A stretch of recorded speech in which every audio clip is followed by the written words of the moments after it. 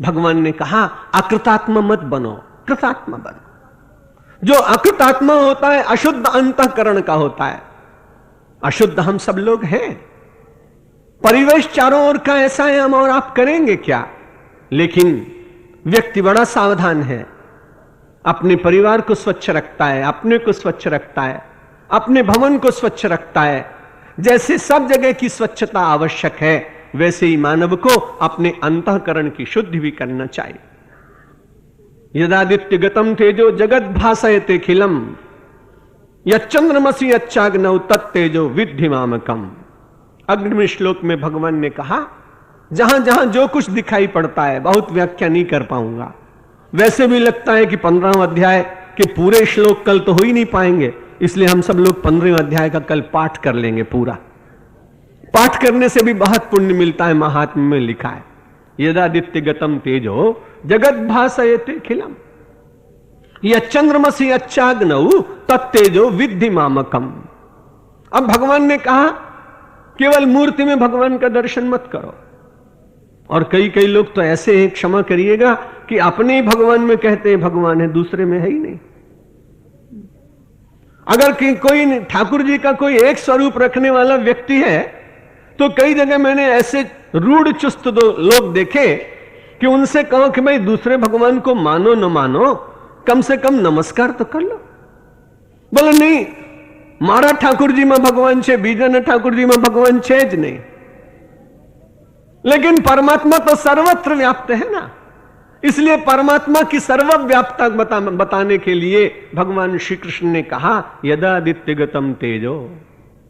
जो आदित्य का तेज है वो भी परमात्मा है। जगत भासयते खिलम, और जिसके द्वारा ये सारा संसार भासित होता है, प्रकाशित होता है।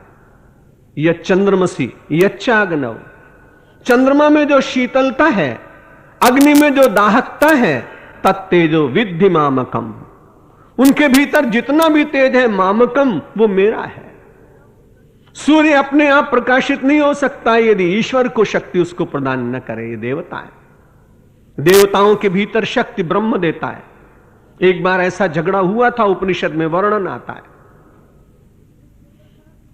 एक छोटा सा मन में विचार आया, अग्नि ने कहा कि मैं सारे संसार को जलाती हूं, वायु ने कहा कि मैं सबको उड़ा देती हूं, सूर्य ने कहा मैं सबको तप्त करता हूं, अग्नि कहा मैं सबको जलाती हूं।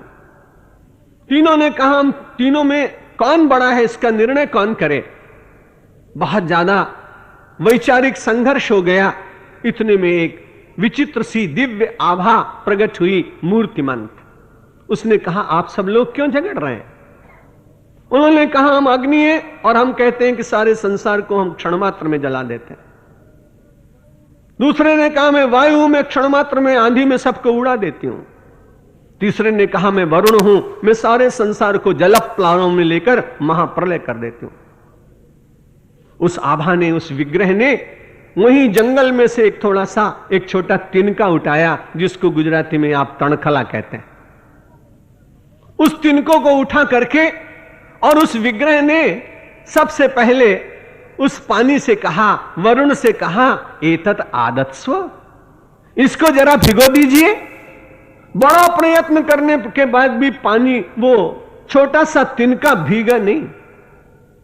अब उसके बाद उस विग्रह ने, मूर्तिमंत विग्रह ने ये कहा एतद वह, इस तिनको को जरा आप उड़ा दीजिए। बहुत प्रयत्न करने के बाद भी वायु उस छोटे से तणखले को उड़ा नहीं सका। तीसरे से कहा एतद दह, इसको जला दीजिए। न वहां वो सूख पाया, न वो उड़ पाया, न वो जल पाया। तब ये तीनों विचार करने लगे कि हुआ क्या, क्योंकि उसके भीतर की जो शक्ति थी उस आभा ने खींच ली। जलाने की शक्ति खींच ली, उड़ाने की शक्ति खींच ली, भिगोने की शक्ति खींच ली। उसके बाद उन्होंने कहा तुम व्यर्थ का अहंकार करते थे। यदादित्य गतम तेजो जगत भासयते खिलम यच्चंद्रमसि यच्चाग्नौ तत्तेजो विद्धि मामकम। ब्रह्म ने कहा, ईश्वर ने कहा, परमात्मा ने कहा तुम हमारे द्वारा ही ये शक्ति प्राप्त करते हो। जितना तेज है, जितनी शीतलता है, जितनी सरसता है, जितनी कौमुदी है, जितनी चंद्रिका है, जितना सौंदर्य है, तत्तेजो विद्धि मामकम गामा विश्चज भूतानि धारयाम्यहमो जशा पुष्णा मुचौषधि सर्वा सोमो भूत्वा रसात्मका। ऊपर की बात बताई भगवान ने कहा ऊपर आकाश में सूर्य है, उसके भीतर मेरा तेज, रात्रि में चंद्रमा है, उसमें मेरी ही शीतलता, और जहां अग्नि है उसमें सारी दाहकता मेरी। अब तो परमात्मा के मन में विचार आया कि ऊपर ऊपर की बात वाले तो सबने मान लिया कि हां इसमें है, लेकिन धरती के भीतर जो है वो तो मैं ही होऊंगा। इसलिए परमात्मा धरती के भीतर चला गया, गामा विश्च भूतानि। और पृथ्वी के भीतर प्रविष्ट होने के बाद भगवान कहते हैं धारयाम्यहम ओजसा, मैं ही अपने ओज के द्वारा इस सबको धारण करता हूं। और यदि ऐसा ना होता तो कभी कभी भगवान दुनिया को बताने के लिए कह देते हैं आप धारण करते हैं पृथ्वी को, तो लातूर में क्यों नहीं धारण किया, तो आपने जापान के कोबे में आपने क्यों नहीं धारण किया। इसलिए परमात्मा क्षण मात्र के लिए अपनी शक्ति को उस पृथ्वी के भीतर से अलग कर लेता है, और यह संसार को बताने के लिए कि तुम्हारी शक्ति नहीं है, जो भी शक्ति है वो परमात्मा की शक्ति है। और सबसे बड़ी बात रसात्मक कहा। एक आदमी ने अपने खेत के 4 छोटी छोटी क्यारियां बनाई, बड़ा बुद्धिमान आदमी था।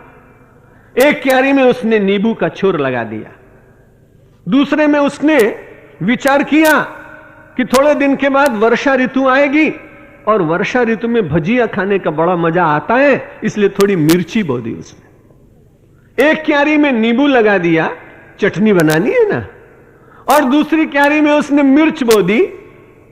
तीसरी क्यारी में उसने सोचा कि गुजराती लोग तो खाली खट्टी खाते नहीं, એટલે ગોળની જરૂર પડશે, એટલે उसने शेरडी लगा दी। एक में उसने नींबू लगाया, दूसरे में मिर्च लगाई, तीसरे में उसने गन्ना लगा दिया, और चौथी में उसने केरी का झाड़ लगाया, क्योंकि चटनी बनेगी कैसे। बड़ा बुद्धिमान आदमी। उसने चारों क्यारियों में भूमि का खंड करके 4 वस्तुएं लगाई। अब ये विचित्र सी बात है कि भूमि वही है, खाद वही है, सूर्य की रश्मियां वही हैं, साधन वही है, सिंचन वही है, लेकिन एक में से खट्टा निकला, एक में से तीखा निकला, एक में से मधुर निकला, एक में से मधुर और खट्टा दोनों निकला। किसी व्यक्ति ने विचार किया कि एक ही भूमि के इतने छोटे से भाग में इतने रस कैसे आ गए। भगवान कहते हैं गामा विश्च भूतानि धारयाम्यहम ओजसा पुष्णा मिचौषधि सर्वा सोमो भूत्वा रसात्मका। जितने रस हैं परमात्मा कहता है मैं देता हूं। और आप बुरा मत मानिएगा, आपके जीवन में भी जितने रसों की प्रतीति होती है, कभी वात्सल्य रस की, कभी सख्य रस की, कभी दाम्पत्य रस की, कभी दास रस की, ये सारे रस की प्रतीति भी परमात्मा ही अंतर में बैठकर कराता है। यदि परमात्मा की वहां उपस्थिति न हो तो आप विचार करिए कि लोगों को दाम्पत्य जीवन क्यों टूट जाते हैं, लोगों के पिता पुत्र में मतभेद क्यों हो जाते हैं, मित्र मित्र के बीच में दीवार क्यों बन जाती है। जब तक परमात्मा की कृपा से उस रस का स्रोत रहता है तब तक आपके संबंध मधुर रहते हैं, लेकिन जिस दिन आपकी उपासना घट जाती है, आप में द्वैत बढ़ जाता है, स्वार्थ आपके भीतर आ जाता है, वो परमात्मा के रस की धारा को अपने आप बंद कर देता है। परमात्मा बंद नहीं करता, लेकिन आपके भीतर का स्वार्थ जब जगता है, आपके भीतर का जब अहंकार जगता है, आपके भीतर की वो व्यर्थ की स्वाभिमान की भावना जगती है, जिसे आप मानते हैं स्वाभिमान और होता है अभिमान, उसके कारण परिवार में से भी रस की जो धारा बह रही होती है वो अवरुद्ध हो जाती है। भगवान ने कहा गामा विश्च भूतानि धारयाम्यहम ओजसा, इस सारे संसार के प्राणियों को मैं धारण करता हूं। एक बार घटना ऐसी घट गई, इसी महाराष्ट्र के अत्यंत प्रसिद्ध और हिंदू पद पादशाही के संस्थापक शिवाजी महाराज, विजय मिल गई, मुगलों को पीछे खदेड़ दिया, छोटे छोटे दुर्ग बनने लगे, सिंहगढ़ का बहुत बड़ा किला बन रहा था। और उस दिन आज करुणा से भरकर गुरुदेव गुरु रामदास जी, समर्थ गुरु रामदास जी आज वहां पहुंचे। उन्होंने कहा, शिवा ये सब क्या हो रहा है? उसने कहा, गुरुदेव बड़ा परिश्रम किया, बड़ा पुरुषार्थ किया, आपकी कृपा से पराक्रम जागा, दुष्टों को पराजित किया। अब ये एक बहुत अच्छा दुर्ग बनवा रहा हूं सैकड़ों लोगों को, और मैंने रोजी रोटी का प्रबंध किया है, गरीबी मिटाने की कोशिश हो रही। शिवाजी ने जब ये बात कही तो समर्थ गुरु रामदास ने कहा, जितने लोग हैं इन सबको रोजी रोटी तुम ही देते हो? हां महाराज, अगर मैं ये व्यवस्था न करूं तो शाम को इनको वेतन और मजदूरी कौन बांटेगा? तुरंत मन में विचार आया तो उन्होंने कहा, एक सामने शिला पड़ी है, जरा उसको मंगाओ। एक बड़ी सी शिला मंगाई। शिला मंगाने के बाद समर्थ गुरु रामदास जी ने कहा, कोई कुशल कारीगर मंगाओ जिससे केवल इसके 2 टुकड़े हो जाएं।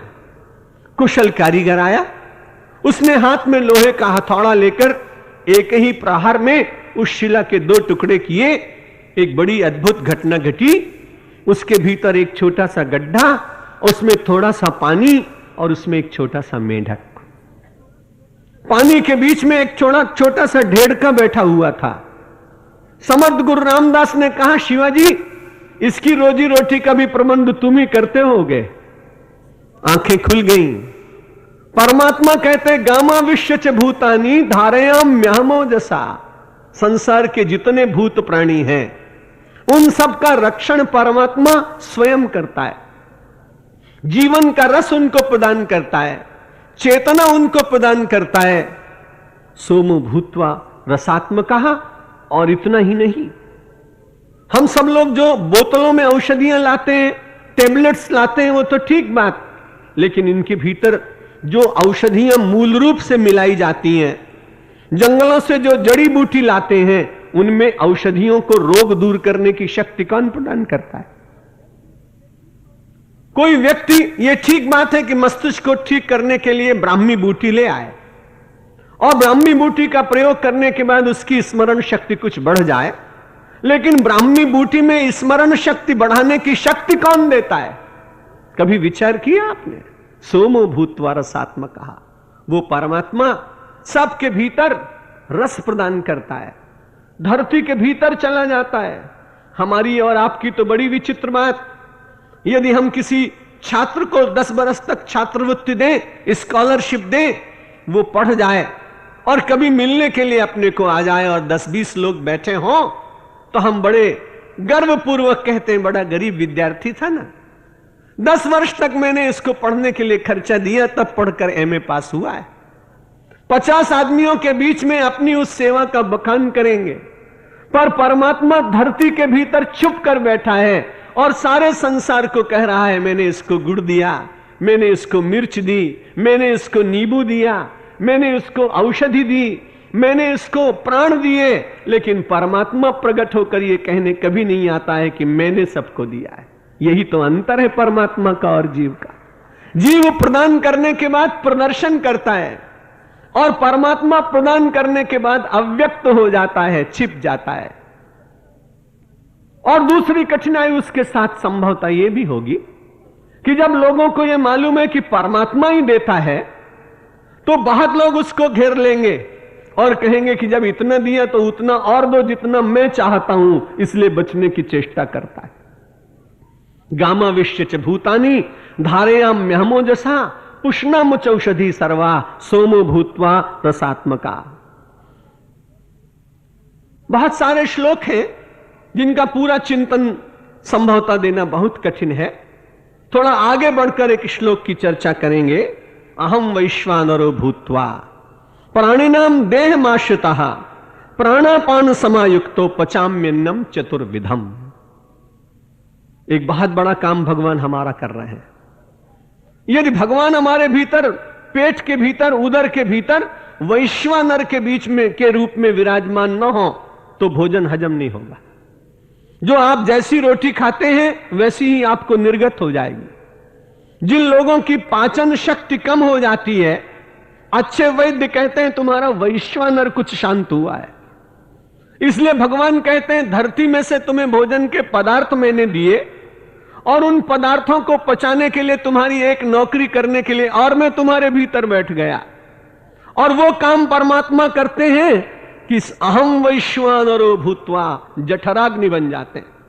पेट के भीतर एक अग्नि होती है, समुद्र के भीतर एक अग्नि होती है, चूल्हे के भीतर एक अग्नि होती है, बॉयलर में एक अग्नि होती है, लाइटर में एक अग्नि होती है। ये अग्नि के भिन्न भिन्न प्रकार परमात्मा कहता है प्रत्येक जीव के भीतर, कीट से लेकर और मानव पर्यंत सबके भीतर बैठकर अहम वैश्वानरो भूत्वा प्राणिनाम देहमाश्रिता, मानवों के जीवों के जितने जीव हैं उनके देह में आश्रित होकर भीतर बैठकर मैं वैश्वानर बन जाता हूं और फिर प्राण और प्राणापान समायुक्त, प्राण और अपान से समायुक्त होकर दोनों विधियों के द्वारा पचाम्यन्नम चतुर्विधम, मैं मानव के भीतर के अन्न को पचाता हूं।